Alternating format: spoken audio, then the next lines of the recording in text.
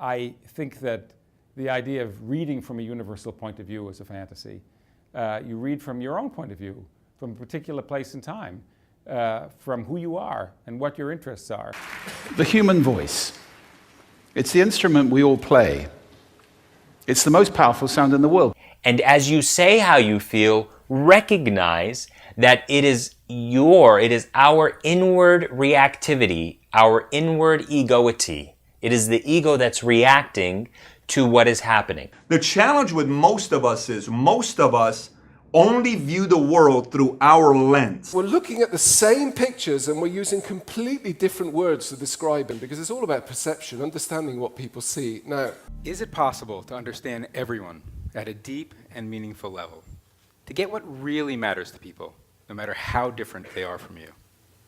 That proposition sounds a little absurd.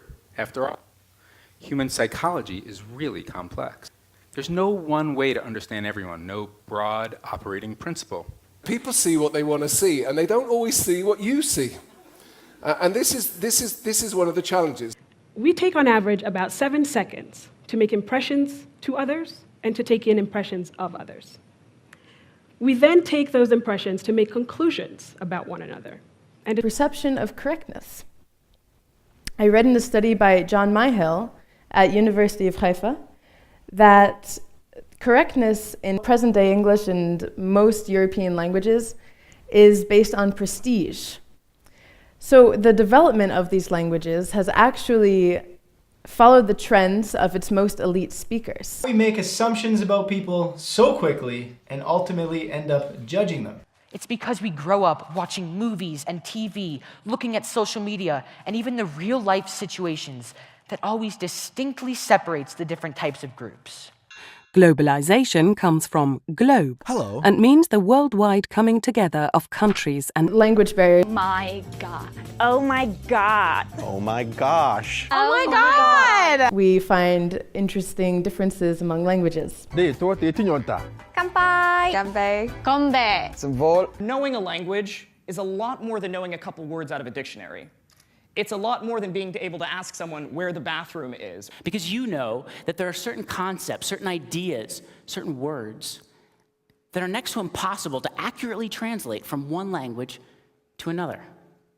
You're starting to feel confused and frustrated, and you're desperate for a couple minutes of alone time just to think in whatever language you choose to think in. We all have a right to express and celebrate our diverse cultures. We all have an obligation to value each other as individuals. By reducing language barriers, reduce other barriers in society. And if we take the totality of all the words, of the whole language, of the whole culture, well then we begin to realize that when we're talking about cultural diversity, we're talking about thousands of different ways of seeing the world and our place in it. And these thousands of worldviews, they're the foundation of thousands of unique sets of knowledge. The way we use art to communicate very common principles and ideas throughout the history of art.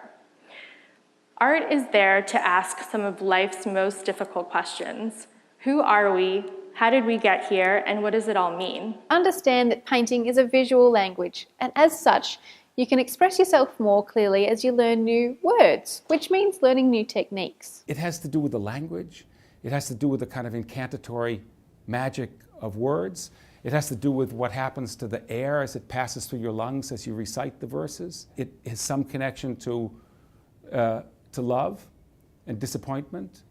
And it crosses barriers. And that's what is the fascination of works of art.